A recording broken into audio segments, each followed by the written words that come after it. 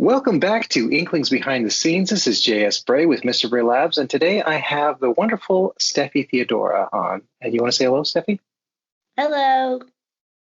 So Stephie, you have been and I want to say in the nicest way, not a veteran, but you've been involved with animation and storytelling and writing for a really long time, and have quite the impressive resume. So I thank you so much for being on here. Could you tell us a little bit about yourself, just so folks who know who you are a little bit? Sure. So I've always been a writer from the time I was 6 years old. I always kept a diary and I was writing stories. And I was very heavily involved in theater as a kid. And went on to when I was about 17, I wrote a play and then really got into playwriting. As a teacher really encouraged me to do so, which is always great when you have people kind of around you who are encouraging you. And then from theater, I wrote for a number of years, kind of all over the world. That my plays were picked up in the Czech Republic to Hong Kong, and was kind of traveling a lot with different productions. And then I got basically into video games. I really loved video games as a Nice. child and thought, oh, it'd be really cool to work in that industry. And I was living in Germany at the time, and there was a big company there, and I worked super hard to get into this company. And then kind of became sort of like a boring tech worker. I was still writing video games. I loved, of course, I loved the company, but just kind of got a little too comfortable for my liking. And the only other thing I thought that I wanted to do with my life was to write cartoons. And I knew Nice. no one working in cartoons. I knew a couple of people who had worked in art in some animation studios, but I didn't know any writers or anything. And I just thought, okay, I was 29 years old, and I thought, I'll really go after this now. Awesome. And yeah, and then I did, and I'd love to talk to people about how they can kind of go after that. And then since then, I've written, yeah, for all the major studios, Disney, Warner Brothers. I was a head writer at Netflix.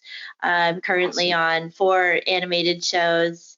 And yeah, it's been, of course, it's something you have to completely still work really hard at, but that breaking in point, took a long time. And now, like, looking back on it, I would love to help other people break in, because Awesome. I think there's certain like strategies and stuff you can do.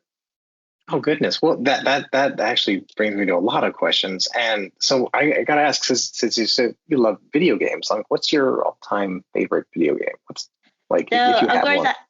yeah, I was always into platformers. So I had my first gaming console was a Sega Master System. If anyone Nice. remembers Yes. Sega Yeah. Master System, okay. So there was Wonder Boy 3, which was really good. I really like Alex the Kid. So these are platformers Yeah. basically. But even like some of the old arcade games, so there was a game called Gangster Town, where you were like shooting these gangsters in the back of a car. And I don't know who like the game designers were of these original arcade games, but a lot of them really stuck with me. And even now, like, I got a little game stick that you can plug in. It's an emulator, and you can use it on Awesome. your television. And I've been playing like all the old, even what was the most recent one? Oh, Altered Beast, which is just such a Oh, silly great game. game. You Great know that game. game? You have to use cheats to beat it because it's impossible to win like Yes, that. it's super unforgiving, but just like all of the characters, and you're in this like Greek mythological world, and you have Yes. to level up, and like it's amazing too when you play them again as an adult, like how all the sounds are there, and it just you feel like a child again. It's just really Oh yeah. yeah, I have such a passion for video games. And then it's interesting how they've kind of morphed now, because everything's online, and the game companies can change the way the game is according to the way people play. And so there's something that also just feels so nice when you pick up an old arcade game, and you know where every bad guy is, and they will Oh always be yes. there, and you have to figure out the puzzle of the levels. And yeah, you can definitely lose a lot of your time playing video games, but it's time well spent if you enjoy I it so much. I totally agree. And I was such a video game nerd as a kid. Like arcade, I loved going to the arcade, and the Altered Beast is one of my top like 10 favorite games. So it's Oh, great that you that's mentioned it. awesome. I love it. And I remember Yeah. being so frustrated with that game. But then if you could get to like, Yes. yeah, finally get to like the third level where you get to be a bear, and like you were just like Yeah. king. Oh, that's so cool. Yeah. Yeah, that's I know. And awesome. then you lose and you have to start all over, and then you keep All just like over. losing in the first level again, and you're like, All "What? I over. just did this." You know. No. Yes, it's actually, I created a fan version of Altered Beast forever ago. I have to find it, but I made it like all pixel arty and where you power up, and I just loved that aspect of like powering up, and it is a platformer in the sense that you're going from one platform, but it is incredibly difficult, and Yeah. I don't think kids these days understand. Like that was a lot. No. A quarter could be like all you got, and or Right. if you had the console, you had a sibling or whatever you had to fight with. Yeah, that's I could wax and wane about video games for a I long time. think, That's yeah, the cool. subgenre is called beat 'em up, like Okay. because you're just like constantly like punching, and so yeah, and just your fingers getting raw. Yeah, was just such a, and it's crazy now that you can just get an emulator. I got this emulator and it has 4,000 games on it, which is Oh like, it yes. seems impossible, but like even I just like put in Star Wars, and it had like 8 different Star Wars games from like all different like generations of Star Wars stuff, which just, yeah, there's been so many small games that have come out, and it's cool you can just still play them on a TV. Oh, I love that too. And this is definitely a tangent, but it totally relates to like this nerdy passion. I used to build bar top arcades. And so for those who may not know Oh, what that cool. is you take a whatever PC and then I build a whole like cabinet around it. I can make a small one or whatever. And I would use coin ops. And I had the last one I built. I went, I mean, this is how nerdy I went. I went to like Fry's, got myself a circuit board, light up buttons, programmed all the games. Oh, It had like nice. a little carousel. I had 30,000 games on it. And and I remember just like scrolling through Street Fighters, like, oh, okay, which one do I Oh, want? And wow. like, but anyways, it was, man. If for folks who want to go on the deep nerdy like tangent, check out emulating like emulators and like retro games. There is nothing like more exciting and to just dive into those things because they're there. You use the Wayback Machine, build them. I don't know, Yeah. it's fun. Yeah, So, definitely. No, I awesome. really, I think there is something in the older ways that we were consuming media, and just the challenge of trying to beat, something at altered, like a level at Altered Beast, and just the Oh yeah. replaying and replaying and replaying. And I think that really teaches skills. I don't know. I think it somehow embeds, like determination in us.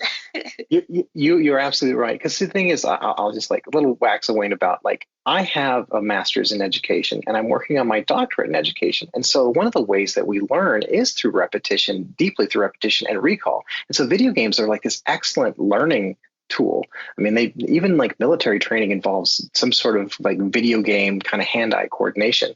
And this dates me because I remember like The Last Starfighter. You ever seen that movie, The Last Starfighter? So I'm like a No, super nerd.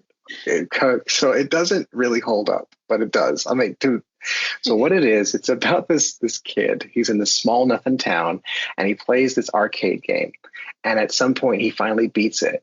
And the arcade game isn't just a game, but everyone in the town is all cheering for him. That's how dorky this is. Like everyone's like, "Well, he did good at this video game," because apparently no one would care at all now. But he does well at this video game. It's a recruiting device. So he gets recruited in oh, this weird space conflict happening far away, and it's probably cliched everyone now. But The Last Starfighter, yeah, I thought in my mind, I'm playing this game. I'm gonna like this is somehow I'm gonna be great. I'm gonna beat this game, and somehow people are gonna notice wow. my greatness. So Yeah. stupid. Oh, that's awesome. It sounds like a lot like War Games, if you know that Yeah, film yeah, too, yes, with that was Matthew it was a Broderick. contemporary. Yeah, it was a Yeah. contemporary to that time. Yeah. Oh, okay. Interesting. Yeah, that must have been at the time, like to watch a Yes. movie like that, and then to think you were, there was a possibility that you were fighting some galactic aliens or something like that. That's pretty Yes. cool. Yeah, I mean that's how like I remember all the weird little trends that they won't have now, like the Power Glove and stuff that like Oh yeah. I knew an animator from Leica Studios who they did Coraline, and Oh I yeah. worked at like did like color corrections like that, but he took a Power Glove and programmed it to help him with his frames. So while he's shooting, he could just press his Power Glove. He like reprogrammed it. Oh, It's like that's it was a great. yeah, it was a totally useless device for video games. But that's Yeah. what we suffered through that. We had to like struggle through the game. Like the buttons were the only way you can play that game, which Right. it's like that was sort of your limitation, like the length of the cord and the buttons. But that's it. But now the games are so much more immersive. It's like Hmm. there's touchscreen, there's gestures, there's all this crazy stuff. But yeah, so anyways, that was just a wonderful nerdy tangent about games. So Steffi, tell me a little bit more. You said you feel like this place, you want to imbue some wisdom to other writers, kind of breaking in. Like I would love to hear what your thoughts are on that. Yeah. Yeah, well, I think, to quote Han Solo, don't tell me the odds. You should not really, if you want to break into cartoons, don't look at how many people are actually successful or even think about how many people want to do it. Because just long story short, everybody wants to write for Yeah. cartoons. Yeah. Makes There's a sense. part of them that would be a dream job. So that's the first thing I really recommend people not think about, and just think about how bad you want to. And, the first thing to kind of also realize is that you almost need to train as an Olympic athlete for this job, meaning you need to be training and working hard and not seeing results for a really long time, and sort of understanding that it's a marathon, not a sprint. So if you're, sitting at home right now and you're listening to this and you go, my biggest dream is to write for cartoons, understanding from this moment to actually achieving that probably will be 3 years, even Hmm. longer than that. You can get lucky, but to have like a sustained career in the business, it just is something that takes a lot of time. Also, probably with a lot of other parts of cartoon making as well, but for writing for sure, because you've got stand-up comedians. Again, don't tell me the odds, but a lot of people want to do Yeah. it. And to get organized is really kind of like a first step on how you would like achieve that. So the first thing that you want to say to yourself is, okay, I love cartoons. What do I want to write for cartoons? Do I want to write shows like Hilda, which are more like fantasy driven, like deeper, slower? Do I really like slapstick? Do I want to write for a show like The Amazing World of Gumball? Do I really love fast comedy? Do I like little kid stuff? Because preschool is a total joy and a different ball game though to write. I always say when Yeah. you're writing for preschool, it's every day is like sitting down and trying to become a better person, because you're thinking about Oh, preschoolers as you're writing. yeah. And so you have to make sure that there's a sensibility there that addresses that. So you kind of, and that is not easy to sit and like think about which genre I want to write for, and that can take a while, because you can love many things, which I do. I like musicals and I like monsters, and so sitting down with yourself and kind of listing out, what are my top 5 favorite animated shows. And if you find yourself going Simpsons, Rick and Morty, Family Guy, you start to realize, okay, maybe you want to get into the adult writing space or the Yeah. family writing space, right? So, and then what that tells you is, once you figure out what you want to write, is then you have to write a sample of that Mm. genre, which I didn't know. So I was chasing. I've done a couple of voices for cartoons, and I had this moment where I was like, oh, I really want to write cartoons, and I was in the voice booth. For a recording for a cartoon show. And so these were sort of the only people I knew in cartoons. And I said to them, hey, I want to write these scripts. Like, who does that? And they kind of didn't know, because they were just sort of the sound guys, right? And Yeah. said, well, I don't know, it's a studio and a company and stuff. And I was like, but where do they like meet? Is there like a place or something? They said, oh, well, they go to these TV conferences. And so in different places around the world, they have TV markets, and you've been to a bunch of them. There's different ones called Kids Screen, which usually happens in Miami, but now it's in San Diego. There's one like Annecy, which is an animation festival, which happens in France. And so they told me about one that happened in Cannes, this like film festival place, but they also have a TV festival. And so I thought, okay, I'll go there. And so I tried to like network, like, hey, I want to write for TV. I had nothing written, I had no sample, and I just was talking to people. And then eventually someone said, okay, what's your writing sample? And I didn't have one. So that is sort of like the first step that every writer needs to do when they want to get into the business, is they need to write a sample that's in the genre of television that they want to write, which is also that's no great easy advice. feat. Well, yes. So what was your sample? What did you write? Well, okay, so then I really like South Park, actually. Okay. And I wrote Brexit had just happened, and so I thought, okay. I'll write like a Brexit kind of, and it didn't even work because it was my first one, but it was where they tried to like exit the school, or like sort of like separate from the rest of the school. Nice. Kind of thing. Nice. And so I worked on that, and then I realized, like, when I sat down, like, I've never written 22-minute television before.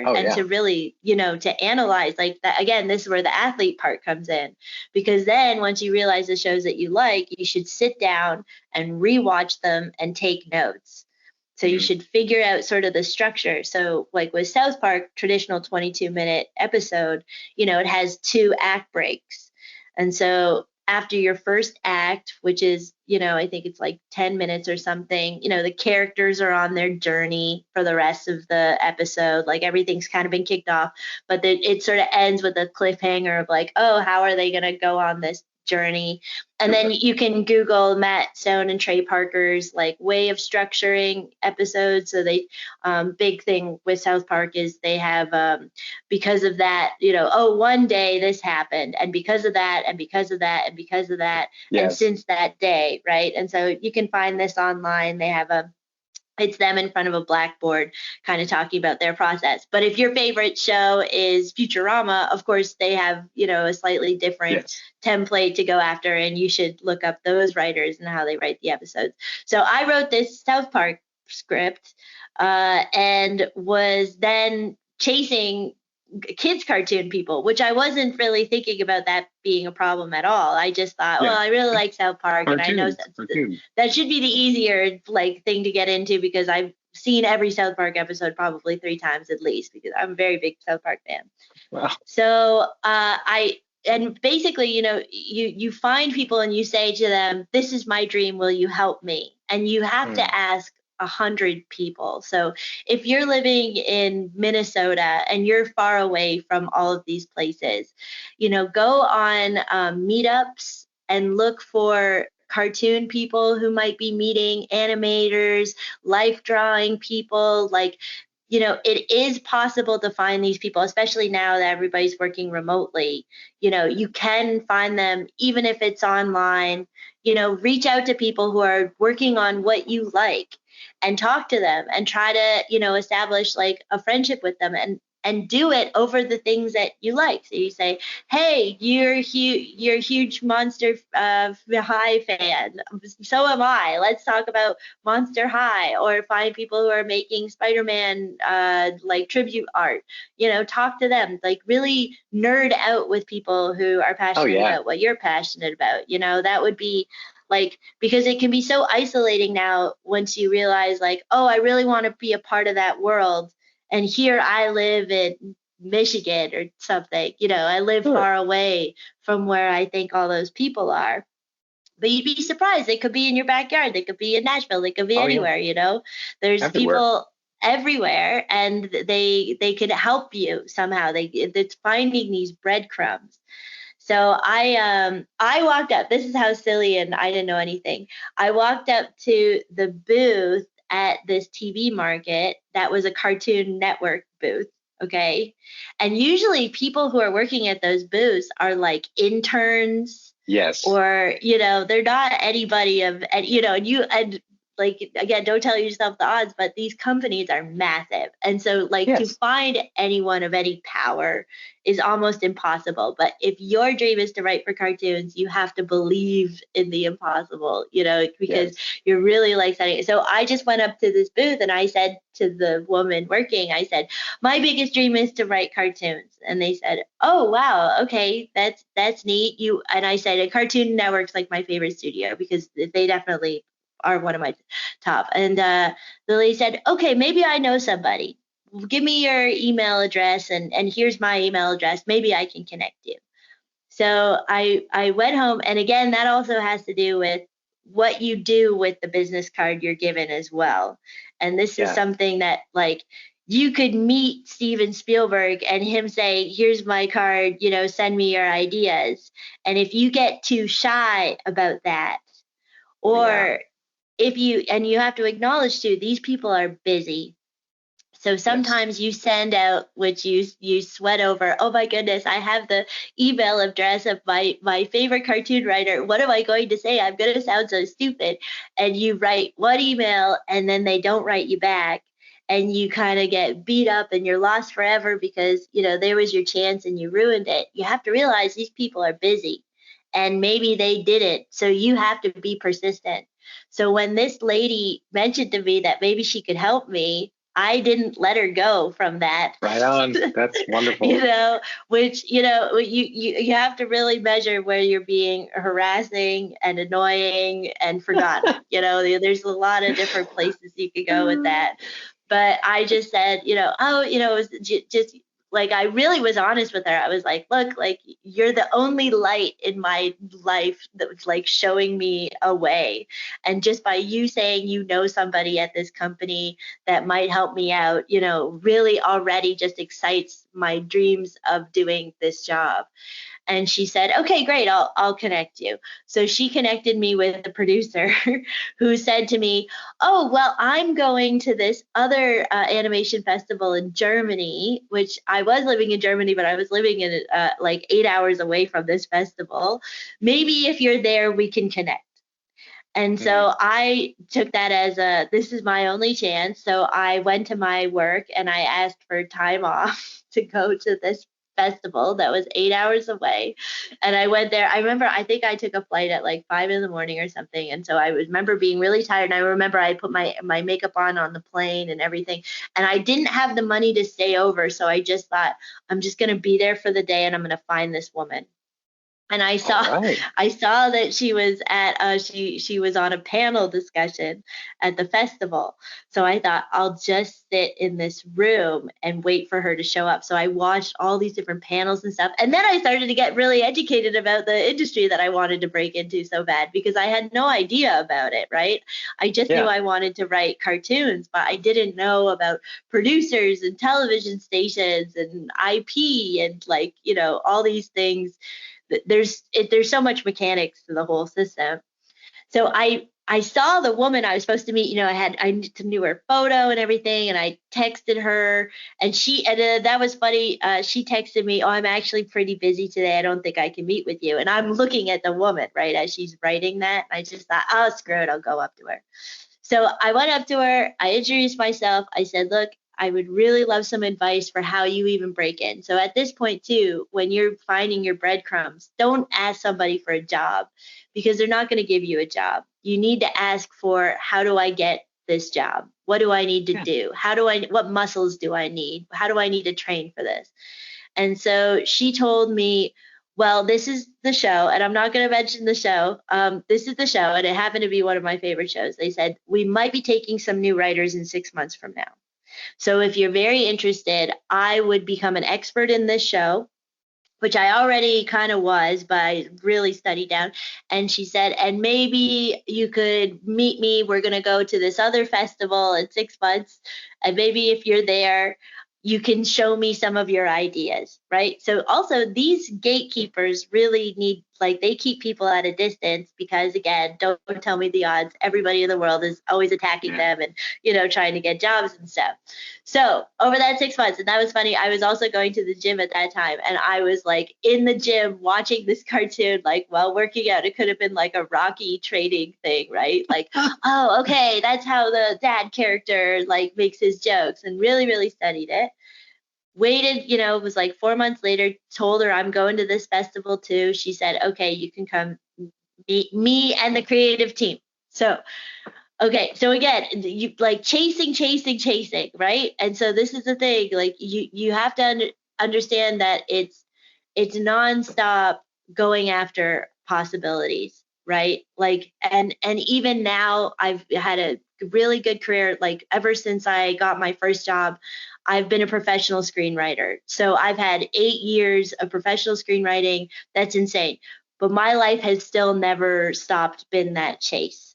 And every day I sit down and I write cold emails and I send my demo and I send my samples and I send new stuff to my agent. It's that muscle needs to be established as you go on, because being a great writer is one thing, but the other thing is just really nonstop reaching out to people, knocking on doors, having people say no to you.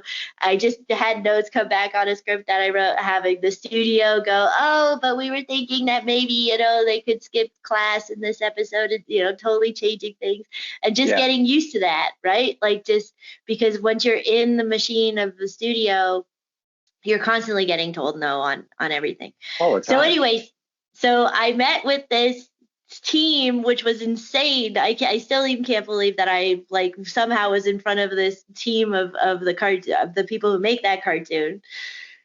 And I did this pitch, which I had made storyboards and Photoshop things, and because they weren't even really specific, they just said, bring us your ideas for the show. And I said, oh, there'll be this episode of this. And then they said, wow, great job. And that producer shook my hand and said, well, congratulations, like you're on the writing team. Okay. Wow. And she said that to me, and that was insane. And then that night too, because I look back on this a lot and I think it was a dream. But that night too, I saw the creator of the show, who also came up to me and told me congratulations. Okay, so that's awesome. I was like totally ready that this was my job.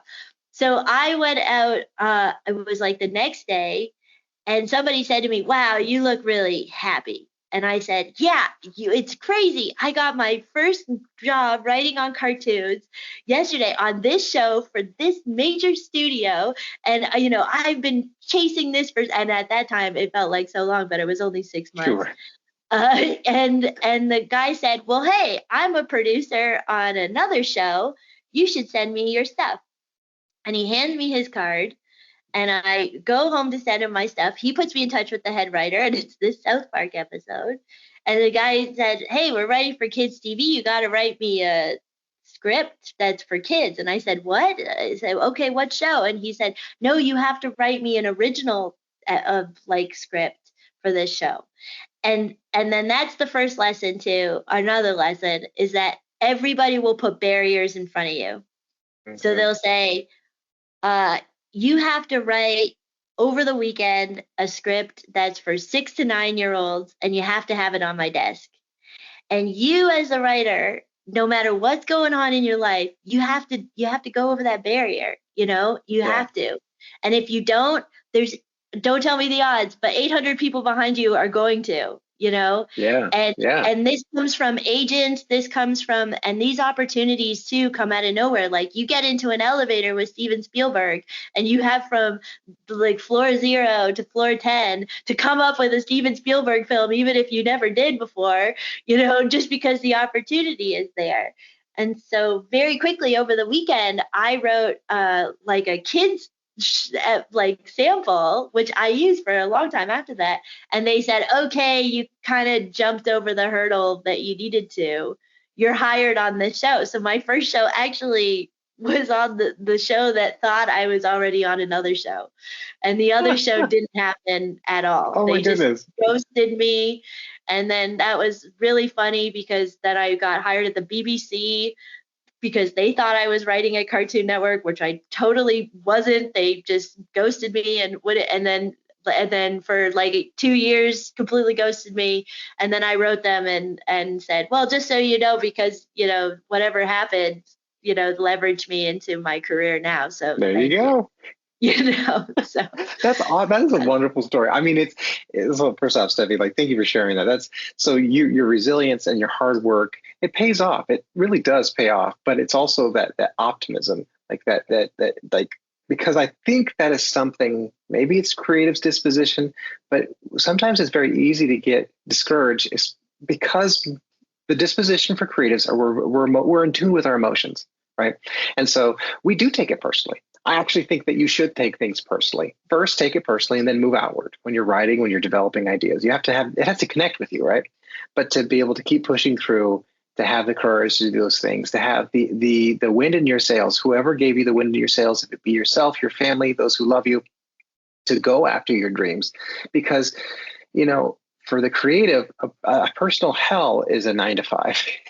Like right. that's like, oh no, like forever trapped. You're not able to truly be yourself, to let your real true colors fly. So, but I love that story, Stephanie. I think that's who you are. You're sunny, you're resilient. You're gonna barrel on through, even though it's just that doesn't matter. This is where you're headed, and that's fantastic. I love that. Love that. Well, and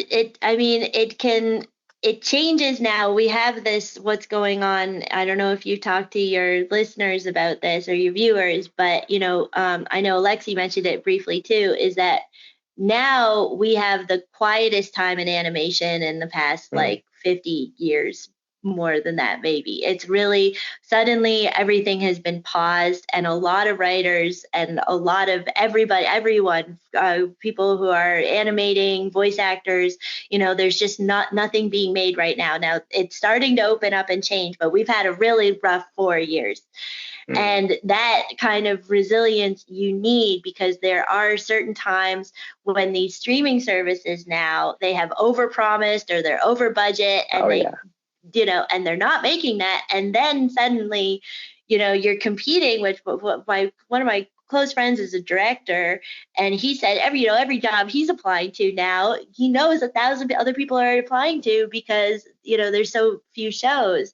And so you need to kind of go back into yourself. So this is also a time to really develop like new ideas. And so there's a lot of it chasing people, but then there also has to be a lot of your own developing out the things that you like, and like what you have done is so incredible. You're not waiting for any gatekeepers, and you've just gone online, and you've opened it up to everybody, which is like another, because it's such a popularity thing in this business. And so that you just took, oh, you don't have a voice agent, that's okay, audition for this role, which even it's really hard to have that anymore. Like all roles are agents and managers, and if you're a celebrity, even if you look at a lot of the cartoons that especially the films, they're all famous people who are voicing that.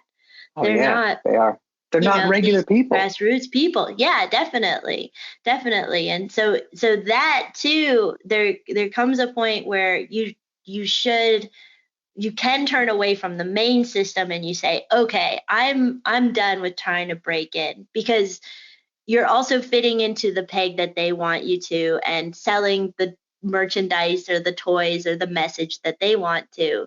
So if you're able to really build the muscles on writing a particular genre and doing that, then going on YouTube and making your own thing is also a very good way to spend your time, So yeah, it's because there are points in history, and now with AI and who knows, but if you really like have a passion for it, that will translate, and your audience will find you. You don't need to necessarily go after these big studios, because it can be really tough. But if your dream is, because I think also too, my mind is changing now of, it's the studio system and what gets through, and the popularity contest of it. I don't think at the end of your life you go, oh, well, at least I wrote for Disney. Yeah, Maybe that is for some people, but it's about the people that you work with, and it's the stuff that you exactly. create, and you've been so inspiring that way too. So if people just have this dream too, finding people that could animate your ideas or learning how to animate yourself, or, there's so many platforms that if you want to do it, you don't have to just go that one way too. Thank you, Steffi. When you're really much preaching to the choir. I do believe that you should create the things you want to be a part of. And you don't have to reach everybody. You have to create something that resonates with you first. And it's great because if it starts with you, then you can start seeing how you grow as a person. Um, I have had all my own battle stories about agents and this and stuff like that. I mean, 2016, I fired my agent because Okay. he used an option that we got for a kid show to get a promotion and then shelved it. And I was like, all right, Oh my I was like, goodness. and so I'm like, I went a different route, and because of my background. So for those who've been paying attention, so I grew up homeless as a kid. Like I was poor, and I had nothing. And now it was like it was the church, it was my grandparents. It's that kind of gave me some sort of like scaffolding in my life. But I missed much of like regular education, so I was used to doing things hard. Like I was used to doing the hard way. I didn't know there was an easier way to do something. I didn't like the idea of affluence where someone sort of like opens a door for you. I'm like, I thought I just had to kick down every door. I thought I had to like, this is what I Mm, need. I got it. So, and it's not saying that people need to have that story to have that spark of resilience, but that is imbued empathy towards me. When someone comes to me and I see their passion, I want to help them. I truly want to help them. And I really do. I have a different view on leadership because I started my own company and I've worked on all these other places. I truly believe to be a leader does not mean to be on top. That's stupid. You're not a leader. That's an ego thing. If you are a leader, you are visible and available, and you are a servant because we're working in a team, right? Like everyone right. is important to this production. The writers and the animators and the artists and the background, and even like the marketing team and people doing, we are all working together, we're rowing together, and nobody really is more important than the other. We're all equally important. And that is something that I think the big production studios, they end up kind of creating things that are like these unnecessary borders for these starting up artists, people who Mm-hmm. may live in a rural town or may not have the money to go to art school. I'm Mm-hmm. fortunate. I was able to go to art college, which develops a thick skin because people are constantly kind of dumping on your artwork and you got to Right. get to the point. But I say all this just to kind of like to resonate with your story. I really do. It's my heart of hearts to see other people do better than myself and to build something that's bigger than myself. I'm not here aggrandizing my own like little vision, but the best way to do that, success is a really great way of showing people that you can, hey, we can make this, we can make a change. We don't need to wait for people to say, to give their blessing. Like, let's just go. That's right. So, Yeah, yeah. that's right. And I do find a lot with new writers who want to write, it's really hard for them to get the words on the page. And that can be really frustrating as like a mentor or a coach to be like, "Okay, what did you write this week? Oh, I didn't have any good ideas." So if you're able to write, that's the first step, and it's all about the rewriting and getting comfortable with writing stuff that you don't think is good and fixing it. And that, yeah, I can't recommend this book enough. Stephen King's On Writing. It Okay. just is all about his process and even how he grew up as a writer, how he adjusted his like methods and his, to be able to lock yourself in the room, turn off all the distractions and not leave that room until you, even just if you're thinking about what you're writing, sometimes really helps too. But, to really discipline yourself and organize yourself to say, okay, today I only have an hour between going to the shift at the bakery and the shift at the grocery store, but I'm going to write something, today. I'm going to write just even a log line.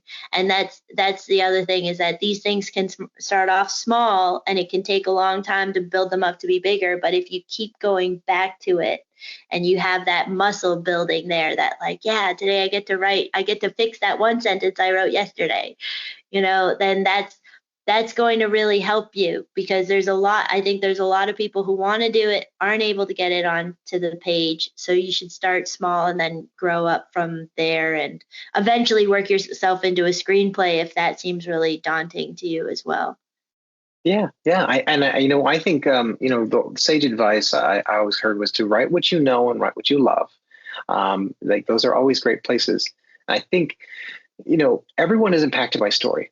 Everyone is. And if it be like we were talking earlier about your family sharing I love good old family stories about so and so. And like we get captivated by that. My grandfather was the storyteller.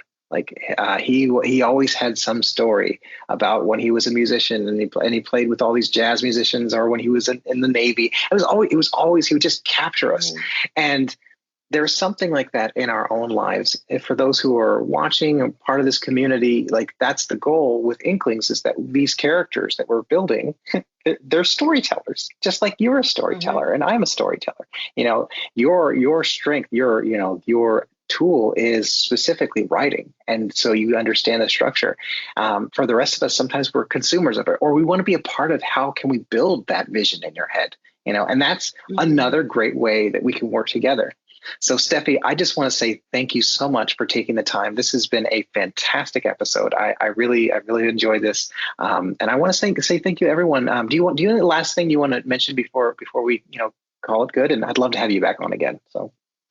No, just, don't feel alone. You're not alone. Writing life is lonely. It's isolating, especially then once you're excited about something and you lock yourself away. And, that's why sometimes you meet some cranky writers because they're not around people. And, find communities, find podcasts. There's some great screenwriting podcasts. There's, don't sit with your passion alone and feel like it's never going to happen for you.